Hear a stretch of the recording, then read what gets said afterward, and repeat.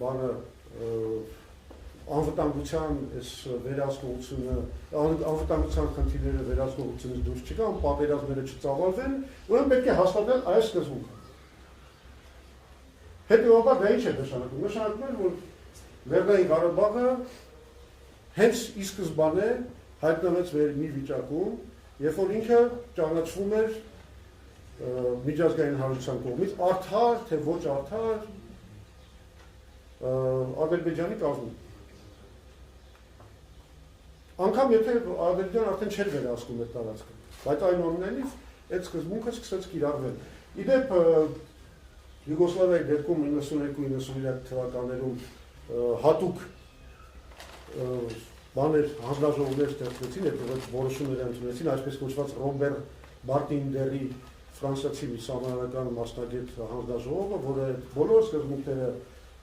բացահայտ ամրագրեց, բանի դեպքում, Խորհրդային Միության դեպքում ֆորմալ այդ բանը չարվեց, բայց այդ նույն հարավսլավական ճգնաժամի տիրապետման սկզբունքները ավտոմատ կիրառվեցին Խորհրդային Միության նկատմամբ։ Եվ մենք հայտնվեցինք մի նոր վիճակում։ Իսկն ես շատ լավ հիշում եմ, ես այն ժամանակ արդեն Գերագույն խորհրդի նախագահ Լևոն Տեր-Պետրոսյանի խորհրդականն էի, այդ էր առաջի պաշտոնը մինչև Տեր-Պետրոսյանի նախագահ դառնալը, արդեն ձևավորվում էր նախագահական ապարատը եւ կար այդ արդեն Աշոտ Մանուչարյանի գլխավոր խորհրդականի ապարատը, ամբողջ կարևոր քննարկումները, ընթացքները, ամենակարևոր թեման էս էր։ Ինչպես արձագանքենք այս նոր ստեղծված մթնոլորտին, նոր ստեղծված իրավական միջավայրին։ Եվ շատ երկար բանից քննարկելուց հետո հասկանալով, որ եթե մենք շարունակենք այդ միացումի կոնցեպցիայով Ղարաբաղի հարցի առաջ տանելը, դա կընկալվի այս նոր ուտի պոսիդետիս յուրիս սկզբունքի գործելու այս միջավայրում կընկալվի որպես տերիտորիալ հավակնություն Ադրբեջանի նկատմամբ, որպես ոտնձգություն Ադրբեջանի այս բանի տարածքի նկատմամբ եւ որպես ոտնձգություն սահմանների անխախտելիության վրա, մենք հասկացանք, որ այդ խաղում մենք պարտվելու ենք։ Դա ամբողջ աշխարհի կողմից ընկալելու են որպես հակաօրինական մի ոտնձգություն, այն ինչ որ հայտնի է քաղաքագիտական իրավունքի մեջ կամ գիտության մեջ իրեդենտա, իտալական մի տենց բառ կա, իրեդենտա կամ իրեդենտիզմ, այսինքն երբ որ ազգի երկու մաս փորձում են իրար հետ միավորվել, լինելով տարբեր պետություններում, դա կոչվում է այդ տերմինով իրեդենտիզմ, եւ այդ իրեդենտիզմը միջազգային իրավունքի կողմից չէր ընդունվում, հետեւաբար մենք պետք է մեր օրակարգը, այսպես կոչված, վերաձևակերպեինք։ Այսինքն սա եղել է գիտակցաբար, ռազմավարական որոշում, ոչ թե դավաճանություն միացումին, այլ գիտակցական մի որոշում, թե ինչպես մենք նոր միջավայրում պետք է կառուցենք Ղարաբաղի ազատագրման այդ խնդրի իրականացումը։ Այսինքն միացումը փակուղու մեջ է հայտնվել։ Միացումը այլևս միայն ծառայելու էր մեր մեկուսացմանը։ Այսինքն եթե մենք այդ միացում, եթե սովետական միության ներսում մենք կարողանանք դա հասցնել մինչև վերջ, եւ համապատասխանեցնելով դա սովետական միության համալսարան, դա որևէ խնդրեմ չէր առաջացնում։ Բայց երբ որ սովետական միությունը չկար, մենք հայտնվեցինք նոր միջավայրում, որը մի քիչ անսպասելի, մեր պլաններից էլ ավելի շուտ։ Մենք հայտնվեցինք նոր իրավական միջավայրում եւ այստեղ արդեն դա ուղղակի հիմարություն էր։ Դա արդեն մեր շահերի դեմ էր աշխատելու եւ ընկալվելու էր, որ մենք ինչ-որ նոր ագրեսոր պետություն ենք, որը ուզում է զբաղվի հարևաններից ինչ-որ տարածքներ փոկելու, այդպես ագրեսիայով, անեքսիաներով եւ այլն եւ այլն։ Հետեւաբար ընդունվեց այս որոշումը, որ ես ասում եմ, բավականին իմաստուն լուրջ որոշում է։ Այդտեղ կարող ենք ասել, որ այն իրավական դաշտում մի իրավական դաշտում, որ սովետական միության սահմանադրությունն էր, ուղղակի իրավական դաշտը վերացավ եւ մի ուրիշ իրավական ես հենց դա եմ ասում, միջազգային որ դու ունես, եթե ինչ-որ հարցի ռազմավարություն ես փորձում ձևավորել, դու պետք է հասկանաս ինչ միջավայրում ես գործում, հաշվարկես իհարկե ռեսուրսները, քո ստրատեգիական հնարավորությունները, բայց գումարած իրավական դաշտը կտրականապես փոխվեց եւ պետք է քո մոդելը, քո ռազմավարությունը հարցի լուծելու սազեցնել նոր իրավիճակին եւ դա արվեց։ Այսինքն այս միֆը եկեք համարենք մի քիչ բան էլի մեծ մի հատ սուտ, որի փր մենք դավաճանեցինք, մենք չենք դավաճանել բուն էության խնդրի, մենք ուղղակի նույն Լեռնային Ղարաբաղի ինքնորոշման իրավունքը ձևակերպեցինք համապատասխան նոր ստեղծած իրավական միջավայրի։ Հետևաբար որոշվեց, որ Լեռնային Ղարաբաղը ոչ թե Հայաստանը ուզում օգի Լեռնային Ղարաբաղ Ադրբեջանից, այլ Լեռնային Ղարաբաղը ուղղակի իր գոյությունը Ադրբեջանի ներսում համարում է անհնար եւ ձգտելու է անկախության։ Այդպես ծնվեց անկախության գաղափարը։ Դե անկախության հանրակրվեն Լեռնային Ղարաբաղում տեղի ունեցավ դեկտեմբերի 10-ին 1991 թվականին ուղիղ 3 օր նրանից հետո, երբ որ Գորբաչովը հայտարարեց, որ պրեզիդենտ ինքը դադարում է պրեզիդենտություն անել եւ խորհրդային միությունը լուծարվում է։ Իսկ դա ուղիղ առաջին արձագանքն էր նոր ստեղծված իրավիճակի։ Ահա։ Հիմա անցնենք, ես համարում եմ, որ այս առաջին միֆը շատ հաջող կերպով ջախջախեցինք միասին ձեզ հետ եւ կանցնենք հիմա մեկ այլ միֆի ջախջախմանը։ Հայաստանը բանակցել է Ղարաբաղը Ադրբեջանի կազմում թողնելը։ Այս նորացին միֆ է։ Ձեր աչքի առաջ է տեղի ունեցել այդ միֆի ծնունդը։ Ոչ այլ ոք, քան այսօրվա գործող վարչապետ Նիկոլ Փաշինյանն է հեղինակը այս միֆի։ Հիմա սկսենք այդ ջախջախել։ Ուրեմն իրականությունը լրիվ այլ է։ Այս նոր միջավայրում ինչն էր մեր, ասենց ասեմ, կարևորագույն իրավական ինչ-որ բան որոշող մարմինները։ Դա առաջին հերթին, ինչպես գիտեք, միջազգային իրավունքի գլխավոր այսօրվա ատյանն է, դա ՄԱԿ-ի անվտանգության խորհուրդը կամ ՄԱԿ-ը։ Բայց մենք շատ լավ հասկանում ենք, որ եթե մենք Ղարաբաղի հարցի հանձնումը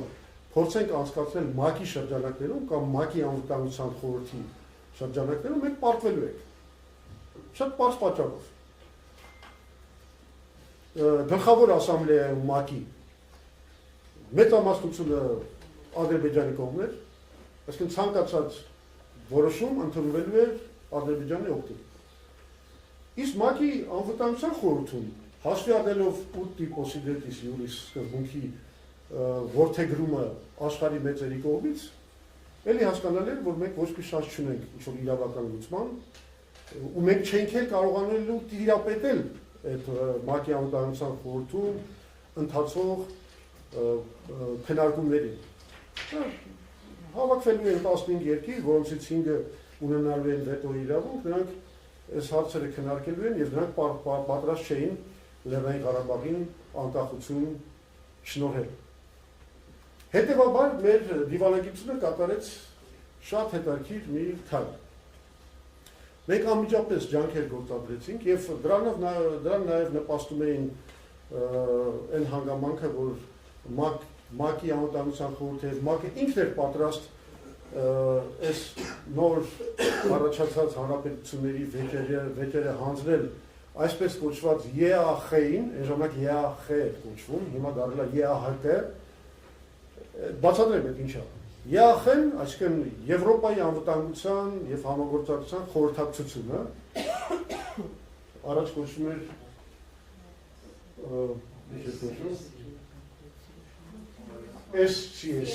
SCSC,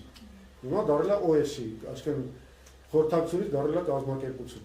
organization։ Սա ինչ է։ Յակն 1973-75 թվին մի մարմին էր, որը Եվրոպայի նոր անվտանգության ճարտարապետությունը ստեղծեց։ Հիշում եք Հելսինկի ակտը, որի գլխավոր սկզբունքները մեզ համար կարևոր հետևյալն էին։ Տարածքային ամբողջականության սկզբունքը, սահմանների անխախտելիության սկզբունքը, ժողովրդերի ինքնորոշման սկզբունքը եւ որևէ հակամարտություն բացառապես խաղաղության մեթոդներով առանց բռնության լուծելու սկզբունքը։ Այս 4 սկզբունքները, որ կիրառել են Ղարաբաղի խնդրին։ Իհարկե մենք հասկանում ենք, որ այդ սկզբունքները այնտեղ կան եւ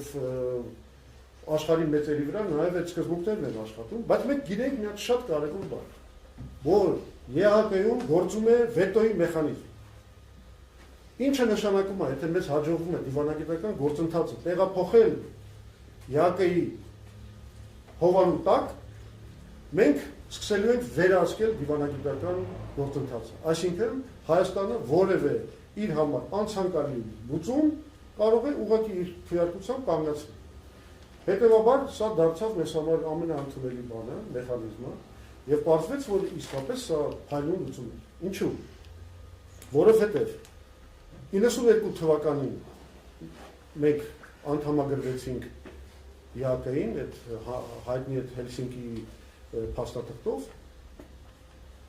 ԵԱՀԿ-ի ներսում ստեղծվեց այդ Մինսկի կոնֆերանս եւ Մինսկի խումբ այդ մեխանիզմը, որով պետք է կարգավորվեր Լեռնային Ղարաբաղի խնդիրը։ Եվ այդ պահից սկսված, ես ասում եմ անմիջական ականատեսն եմ եղել դրա, ընդունվեց որոշում, որ մենք բացառելու ենք որևէ փաստաթղթում, իսկ փաստաթղթերը ԵԱՀԿ-ներ բանանում, գեներացնում, արտադրում, որևէ փաստաթղթում մենք բացառելու ենք Ղարաբաղի անդամակցությունը Ադրբեջանին կամ որևէ բառակապակցություն, որտեղ գրված է Լեռնային Ղարաբաղ, ասենք փակագծերում Ադրբեջան։ Հիմա ես ձեզ բոլորիդ այդ չելենջը անում եմ։ Այստեղ կան շատ ինչ ասեմ, հետաքրքրասեր եւ պրոֆեսիոնալ մարդիկ, որոնք կարող են գնալ ԵԱՀԿ-ի փաստաթղթերում Google search արեն կամ չգիտեմ հենց իրանց ներսում կամ նա բանի search-ի մեքենա, որով դուք կարող եք այդ փաստաթղթերը հանել։ Ուրեմն բան եք անում, փնտրում եք սկզբից Աբխազիա բառը։ ԵԱՀԿ-ի բոլոր փաստաթղթերը, դա հարյուրավոր փաստաթղթեր են։ Փնտրում եք, ասում եմ, լրագրողներ կան, արեք այդ գործը։ Ուրեմն բոլոր ձևակերպումներում դուք կստանաք Աբխազիա, այդ բաներում, փակագծերում Վրաստան։ Կամ կգտնեք South Ossetia, հարավային Օսեթիա, փակագծերում Ջորջիա կամ Վրաստան։ Փնտրեք Transnistria կամ Pridnestrovia։ Դուք կգտնեք այդ փաստաթղթում Transnistria, Մոլդովա կամ Pridnestrovia, Մոլդովա։ Հետո փնտրեք Նագորնո Ղարաբաղ։ Անգլերեն Նագորնո Ղարաբաղ, դա բան ռուսերեն Նագորնո Ղարաբաղ։ Դուք կգտնեք բազմաթիվ փաստաթղթեր, բայց մեկը ձեզ համար կհայտնաբերեք, որ Ադրբեջան բառը մի մղոն չի մոտենում այդ Նագորնո Ղարաբաղ արտահայտության։ Չկա այդպես փաստաթուղթ, ԵԱՀԿ-ի այս բազմամյա գործունեության ընթացքում բազմաթիվ փաստաթղթեր ընդունված են, բազմաթիվ փաստաթղթերում դուք գտնեք Լեռնային Ղարաբաղ արտահայտությունը, բայց ոչ միտեղ չգտնի, որ դա ինչ-որ կապ ունի Ադրբեջանի հետ։ Հարց. ո՞նց է այդպես եղել։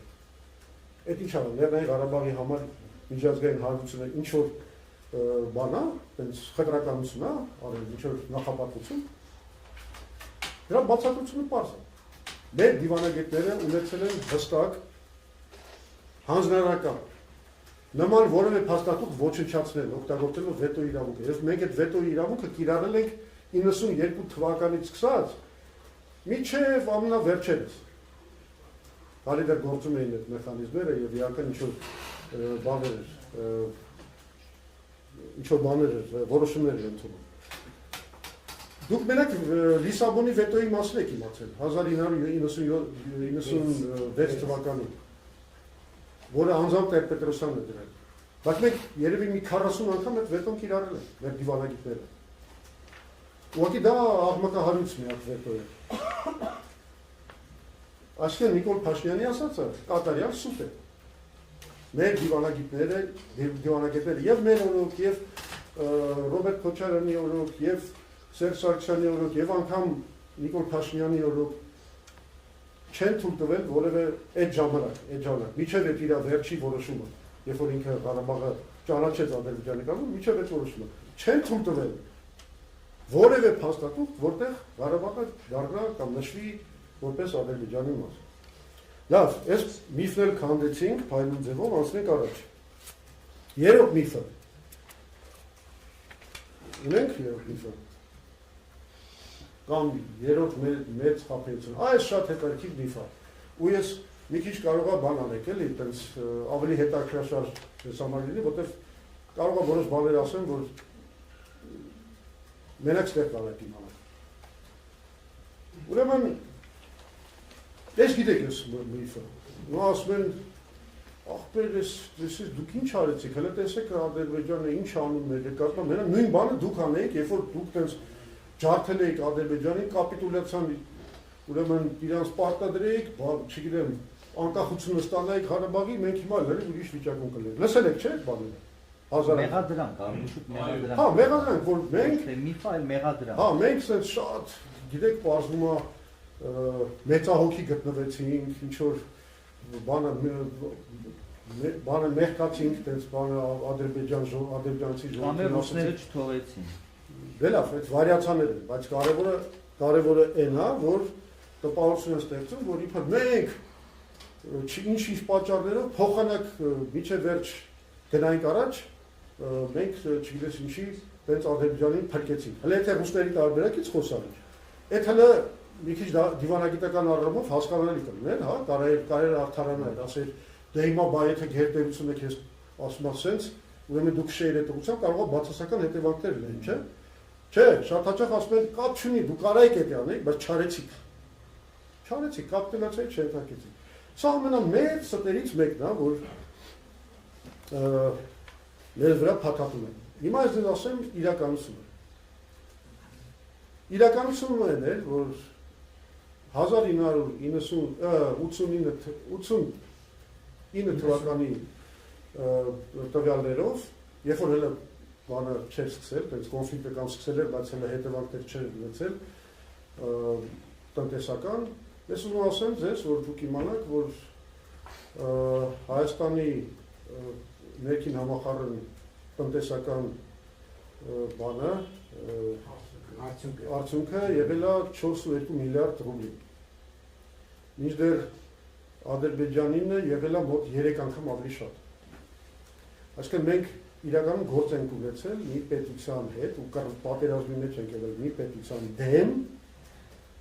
որի տնտեսական պոտենցիալը 3 անգամ մեր պոտենցիալից մեծ է։ Ավելին ձեզ ասեմ, ինչ-որ պահի ադրբեջանցիք գրավեցին Աղդամի ստրատեգիական այսպես կոչված զինապաշարները, իսկ Խորհրդային Միությունը ոչ Վրաստանում, ոչ Հայաստանում ստրատեգիական զինապաշար չէր դրել։ Առաջինը հենց Աղդամում էր, այսինքն իրանք Սովետական Միությունը իր ռազմավարական պլանավորման մեջ փորձում էր ստրատեգիական պաշարները մի քիչ խորքում պահել սահմանից։ Հետևաբար նման պաշարներ կային մենակ Ադրբեջանում, եւ երբ որ ադրբեջանցիք իրենց այդ ազգային շարժումը բանը եւ այլն գրավեցին այդ ստրատեգիական պաշարները, մենք ունեցանք մի իրավիճակ, երբ որ զինամթերքի գերակայությունը Ադրբեջանի կողմից 50 անգամ ավելի շատ էր, քան թե մեր 50 անգամ։ Էլ չեմ խոսում ժողովրդագրական, որը ամենակարևոր բաղադրիչներից մեկը, Ադրբեջանը 2 անգամ ավելի մեծ բնակչություն ուներ, քան թե Հայաստանը։ Հետևաբար, մեր ռազմավարությունը ո՞րը տույլ էր նման ահեղ հակառակորդ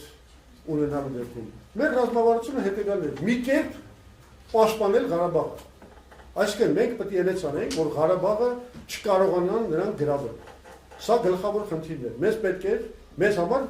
ռազմավարությունը եւ կապիտուլյացիան Ադրբեջանի կապիտուլյացիան ձևակերպում էր այսպես.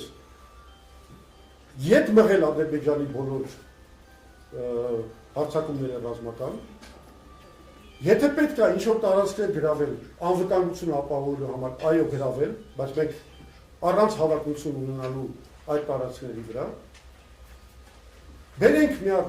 տևական զինադադարի, որից հետո մենք կկարողանանք արդեն մտնել բանակցային փուլ եւ դա արդեն ինքնին հասկանալի է, եթե մենք այդ նպատակին հասնենք, դա արդեն ինքնին կնշանակեր, որ Ադրբեջանը չի կարողանում բռնի մեթոդերով ենթարկեցնել Ղարաբաղը եւ ստիպված գնալու է ինչ-որ զիջումների։ Սա է մեր ռազմավարական նպատակը եւ մենք այդ նպատակը փայլուն իրագործեցինք։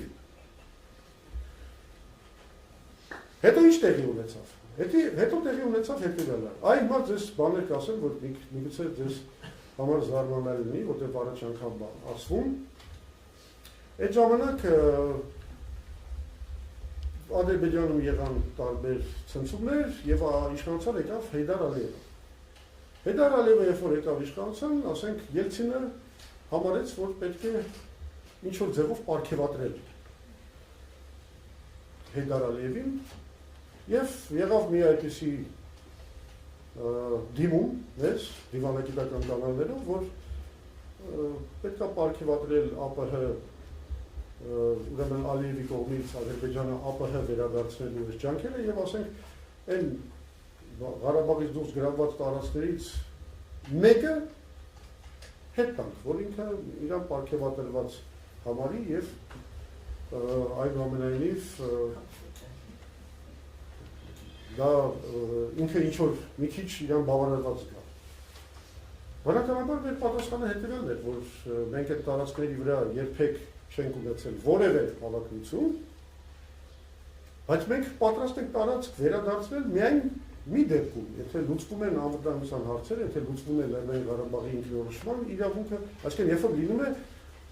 ընդհանուր կարգավորում, բայց ինչ որ մեկին բավարարել, ինչ որ ԱՊՀ վերադարձնելու համար ինչ որ պրեմիա տալ Ալիևին, դա մեզ համար չէր կարող դիտարկվել որպես լուրջ, ինչ ասեմ, շարժառիթ։ Հետևաբար շատ դիվանագիտական, բայց մերժվեց այս առաջարկը։ Եվ դա բերեց շատ լուրջ սերունդների։ Ում միջև Հայաստան, Ռուսաստան։ Իհարկե։ Սա բերեց լուրջ սերունդների, Ռուսաստանը այդ պահին մեր ֆինանսական տարբեր հաշիվները սառեցրեց, բավականին լուրջ օգնություն տվեց այդ ժամանակ Ադրբեջանին եւ այլն, եւ Ալիևը նախապատրաստեց մի մեծ պատերազմ, որը ինքը սկսեց 1993 թվականի դեկտեմբերի 18-ին 4 ուղղությամբ Քելբաջար, Մարտակերտ, Ասկերան եւ Հորադիս 4 ուղղությամբ։ Ես ասեմ, որ դա եղել է ամենածանր դրվագը ընդհանրապես այս ամբողջ հակամարտության մեջ, որովհետեւ դա հսկայական հարցակում էր, այդտեղ արդեն շատ լուրջ կորուստներ ունեցանք, 2000-ից ավելի մարդ այդ ժամանակ են կորուստ ունեցել, հենց այդ ժամանակաշրջանում։ Ադրբեջանցիներին հաջողվեց գրավել Քելբաջարը այն ժամանակ, ադրբեջանցիներին հաջողվեց գրավել Հորադիզի կայանը, երկաթուղու կայանը, բայց ոչ թե քաղաքը։ Եվ շատ վատ վիճակ էր ստեղծվել։ Մի կերպ կարողացանք, ասենք, դեռ մինչև երևի արդեն փետրվարի վերջին մարտին կարողացանք հետ մղել դա, բայց ինչպես վերջերս շատ ճիշտ նշեց Սերժ Սարգսյանը, մենք չկարողացանք վերականգնել այն ամբողջ դիրքերը, մինչև այդ ունեցածը։ Օրինակ նույն Հորադիզի կայանը մենք այդպես չկարողացանք վերականգնել վերահսկողությունը։ Այսինքն Հենց են ցույց տալի, որ իբր մենք ինչ-որ մեծ հնարավորություն ունենք ճնշելու, ընդարձակվելու, չգիտեմ, մինչև քուր գնալու, էլ ինչ էր անելու կամ մինչև Բաքու, իրականում մենք հազիվ հետ մղեցինք Ադրբեջանի այդ հզոր հարձակումը, ծանր վիճակում, արյունակամ լինելով։ Նոր դետալներ ասեց Սերժ Սարգսյանը, որ տեխնիկան տանում դերում ենք, որ տպավորություն ստեղծենք, որ ուժեղենք շատաներ տեխնիկան եւ այլն։ Ես էլ կարամ դետալներ բերել, որ ապրիլյան բանի ժամանակ, այդ օպերացիայի ժամանակ մեր տանկերը ուղղակի թաղվում էին այդ բանի հողի մեջ, որովհետեւ ցեխեր, անձրևներ էր եւ սա օպերացիան այդպես վատ ընթացավ։ Ստեղծեց մի իրավիճակ, երբ որ իրանք դա չել հերքում, ես Շահմազանովի հետ եմ խոսացել, այն ժամանակ եւ ինքը հաստատել է դա, ընդ որում նաեւ հանրային, որ Սերժ Սարգսյանն ու Վազգեն Սարգսյանը եկել են այն եզրակացան, որ մենք արյունակամ ենք լինում եւ պետք է Պետրոսյանի խնդրել ամեն գնով հաստատել զինադադար։ Բայց հələ միջև զինադադարը հասնելը, ես ուզում ձեզ մի հատ շատ հետաքրքիր էպիզոդի մասին պատմել, թե ինչ վիճակ է։ Իրականում այստեղ մենակ ռազմական խնդիրը չլուծվեց, այստեղ նաեւ դիվանագիտությունը շատ կարևոր դեր խաղաց։ Որովհետև այդ հարձակման sense պիկի ժամանակ 94 թվականի Աշխաբադի ԱՊՀ լիդերների գագաթնաժողովի ժամանակ դա տեղի ունեցավ ուրեմն հունվարի 18-ին Աշխաբադում շատ հետաքրքիր մի միջադեպ եղավ, որովհետև բոլորը հավաքվել են, Ալիևը շատ ոգևորված, որ իր հարձակումը հաջող է գնում, որ ինքը ինչ-որ արդյունքների կարող է հասնել, եւ այդ պահին իսկապես շատ հաջող է գնում։ Սկսեց էլի խոսել, որ դες Հայաստանը օկուպացրել է 20%-ը մեր տարածքի 1 միլիոն բան ունենք, փախստական ունենք, էսկոմ, էկոմ եւ այլն։ Ու այդ պահին Տեր-Պետրոսյանը կատարեց մի իմ կարծիքով հմտագույն մի հատ քայլ դիվանագիտական, որը լրիվ շրջեց իրավիճակը դիվանագիտական ֆրոնտում, հետո նաև ռազմական ոլորտում։ Լերուսները մի քիչ սառած էին մեր հետ, հա, ասեցի արդեն ինչ պատճառներով։ Այդ ժամանակ Տեր-Պետրոսյանը ասեց Հեյդար Ալիևիչ, ասեց, а давайте, вот прямо сейчас. Вы же жалуетесь, там миллион беженцев,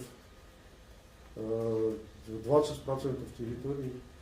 А давайте прямо сейчас подпишем последнее предложение Российской Федерации по урегулированию Нагорно-Карабахского конфликта. Ալիևը սկսեց կամկամալ, բոլորը նայում էին նրա վրա, ամենակարևորը Ելցինը, ասեց Գեյդար Ալիևիչ, ну вот сделали же предложение. Եկեք բան անենք, հենց հիմա ստորագրեք պատվեք խաղաղությունը։ Բայց քանի որ Ալիևը շատ ոգևորված էր իր ռազմական հաջողություններով եւ չէր ցանկանում գործի բանը վճռելը հանձնել դիվանագիտությանը, հələ դեռ սպասում էր ռազմական հաղթանակների, որը թույլ կտա իրան ավելի հետաքրքիր դիրքերից բանը դիպլոմատիան հետապնդել, Ալիևը կամկամաց, Ալիևը ոչ մի բան չասեց, ոչ մի բան չկարողացավ ասել, բոլորը հասկացան, որ ինքը պատրաստ չի դրան։ Եվ դա անմիջապես շրջեց իրավիճակը։ Այսինքն ռուսները հասկացան, որ այս մարդը չի ուզում խաղաղություն, չի ուզում կարգավորել։ Եվ իրավիճակը մի անգամից փոխվեց, մի անգամից։ Գիտեք, սենց բաներ են եղել, ես դեռ շատ մանրամասներ եմ ուզում պատմել, ուղղակի քանի որ սա հիմա ստացվեց այնպես, որ պլանը փոխվեց վերջի պահին եւ մենք ուղիղ եթերի մեջ մտանք, ես որոշ բաներ այսօր չեմ պատմի, մի օր խոստանում եմ, եթե ուզում եք նա փակ բան այդպես խորհրդակցություն կհրավիրենք, ես այդ ամեն ինչը ձեզ կբացահայտեմ, ինչի չեմ ուզում հիմա ասել, որովհետեւ գիտեք ինչ վիճակ է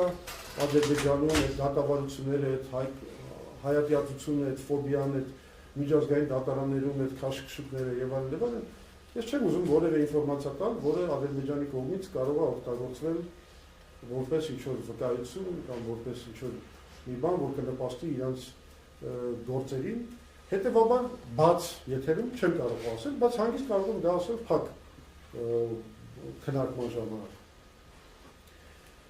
Հա, հասանք, այդպես հասանք զինադատարին, Վազգեն Սարգսյանը եկավ ու Տեր-Պետրոսյանին ասեց, որ վերջ արունակամ են գնում, ամեն գնով զինադատար։ Եվ մենք ի բարեբախտություններ հասկացանք, որ նույնքան արյունական վիճակում գտնվում է Ադրբեջանի բանակը, որտեղ իրանք ի վերջո համաձայնեցին դրա։ Մի բան էլ ասեմ, ադրբեջանցիք արդեն շատ լավ էին սկսել կռվել։ Այդ 93 թվականի դեկտեմբերի 18-ից սկսած երբեք Ադրբեջանի բանակը այդքան լավ չի կռվել, քան այդ օրերին։ Ասում եմ, հսկայական զոհեր ունեցավ։ 2000-ից ավելի զոհ, հենց այդ ժամանակաշրջանը։ Ուրեմն այս միֆը բարեհաջող քանդեցինք, հա, ի դեպ մի հատ էլ միֆ բանի հետ ձեռի հետ քանդենք, որ գիտեք, որ Սամվել Բաբանը չգիտես ինչի ասում է, որ ինքը չի ստորագրել զինադադար։ Նա ցույց տվի, հա, իր այս ստորագրությունն է իր։ Այս մեկ այս ստորագրությունը ինչի է մեն այդ մի հատ, ասեք բայեն մնացած դերին է որնա, ասել դες ինչ տեխնոլոգիա կիրառեց Վլադիմիր Նիկոլաևիչ Կազիմիրովը, որը այն ժամանակ բան էր, գլխավոր մեդիատորն էր, գլխավոր բանակցողը։ Ինքը ֆաքսով ուղարկեց այս փաստաթուղթը բոլորին, Սերժ Սարգսյանը ստորագրեց իրանց այդ Աբիշևն ով էր, թե Մամեդը, չէ, Մամեդը չէր, արդեն Աբիշև։ Ստորագրեց Ադրբեջանի կողմից եւ Սամվել Բաբայանը Լեռնային Ղարաբաղի կողմից, հետո դա համատեղեցին մի փաստաթղթի մեջ։ Բայց սա Սամվել Բաբայանի ստորագրության Գուցե ուրիշ բան նկատի ունի։ Չէ, ոչ մի ուրիշ բան չէ։ Սա այն տեքստն է, սա ինչով է կարևոր։ Ես հիմա կբացատրեմ նաև։ Մյուսին դե, ասած ասեմ, մյուս մի ֆակհանդման գործողության մեջ էլ կբացատրեմ, թե ինչի է սա կարևոր։ Այս ստորագրությունը եւ ինչ նպատակների ծառայ։ Չէ, ես մի փաստաթուղթ է։ Սա այն ինչ որ ստորագրել է մայիսի 12-ին, թե 11-ը դրած, հա, այնտեղ երկու բաներ այդ ստորագրման գործընթացները գնում էին, հետո դրանը դրվեց մայիսի 12-ի զինադադար։ Սա այդ է։ Եվ Կազիմիրովի գրքում ինքը այդ օրիգինալը դրել է։ Մենք էլ ձեզ ներկայացնում ենք։ Ահա, հիմա անցնենք մյուս։ Հələ մինչև մյուսին անցնել էլի բան։ Ես շատ մի հատ հետաքրքիր արտադրում կուզենայի, կամ այդ մարդկանց, որ ասում են, որ Հայաստանը կարող պարտադրել կապիտուլյացիա։ Իրանց պատկերացմամբ, մինչև ուր պետք է գնայինք, որ Ադրբեջանը կապիտուլյացիայի պայմանագրի։ Հա, այդ վերսիաները տարբեր են։ Մեկը պիտի գնայինք Բաքուն գրավեինք, մյուսը պիտի գնայինք գոնե մինչև Քուր, այդ վերցնեինք սաղ բանով, տենց չգիտեմ, մինչև Վրաստանի սահմանը կորցնել Ադրբեջանը, եւ այլն, տարբեր վերսիաներ կան։ Հա, բայց մինչև Քուրը էլի չէին ստորագրել։ Իդեպ ասեմ, դեպի Քուրն օպերացիաներ եղել են, բայց բոլորը անհաջող են։ Դա էլ ասեմ։ Կամ էլ արտաքին ճնշմամբ պարտադրեին կապիտուլյացիա Ադրբեջանին, այդ տարբերակներ։ Ուրեմն կներեք, արտաքին ճնշմամբ ոչ մի բան, ոչ մի կապիտուլյացիա երբեք ոչ միտեղ չի պարտադրվել, կապիտուլյացիա պարտադրվում է միայն ռազմի դաշտի ճնշմամբ։ Ուրիշ դեր կապիտուլյացիայի գոյություն չունի, աշխարհի պատմությունը դեռ չի հնարել։ Հիմա ես ուզում եմ անցնեմ, այս ուրեմն շատ կարևոր է, եթե ինչ-որ մեկը վերագրատում է այս փաստաթղթի կարևորությունը, ես հիմա կբացատրեմ սա ինչ է։ Այս է կապիտուլյացիան, որը վերածվեց Բուդապեշտյան բանի կապիտուլյացիայի։ Տեսնում եք, սա ինչ է։ Ուրեմն այս բանից հետո, երբ որ արդեն մենք հասանք մեր ռազմավարական նպատակներին, այսինքն մենք ունեցանք տևական զինադադար, մերժելով Ադրբեջանի կողմից Ղարաբաղը իրեն ենթարկեցնելու բոլոր պատերազմական միջոցները, այսինքն հետ մղեցինք բոլոր հարձակումները եւ պահեցինք դիրքերը այն ռազմաճակատում, որը ամենահարմարն էր ռազմական առումով։ Դրան հետևեց մի փայլուն հաղթանակ, որը մենք ունեցանք ԵԱԿ-ի Բուդապեշտյան գագաթնաժողովի ժամանակ, եւ ես ուզում եմ ձեզ ներկայացնեմ, ձեզ կփակման եմ, թե անգլերեն ենք վերցրել, բայց կբացատրեմ ինչն է խնդիրը։ Ուրեմն Բուդապեստյան գագաթնաժողովը ընդունեց շատ կարևոր որոշումներ, որ այս ամենակարևոր դետալները ներկայացնել։ Նախ եւ առաջ ինքը ողջունեց եւ ըստ էության միջազգային լեգիտիմություն տվեց այս զինադատարի ceasefire agreed on 12 May 1994, այսինքն 1994 թվականի մայիսի 12-ին ստորագրված զինադատարի ողջույնն է եւ լեգիտիմիզացիան։ Սա մեզ համար շատ կարևոր է, որովհետեւ այս զինադատարում, այս զինադատարի տեքստում կա Սամվել Բաբայանի, այսինքն ըստ էության Լեռնային Ղարաբաղի ներկայացուցիչի ստորագրությունը։ Հիմա ստեղ նաև իրենք կոնկրետ նշեցին այդ սա փաստաթղթում, որ մենք շնորհակալ ենք Ռուսաստանի Ֆեդերացիային այս զինադատարի կնքման համար։ Ու այս էլ է կարևոր, որովհետև սա այս զինադատարը դառնում է ոչ թե ինչ-որ մի հատ փուճուր մի բան, որ Ռուսաստանը մեզ, ասենք, բերել է հաշտության բան եւ այլն, այլ որ ամբողջ միջազգային հանրությունը կանգնած է այս ամենի հետևում։ Մյուսը խնդրեմ, մյուս սլայդը։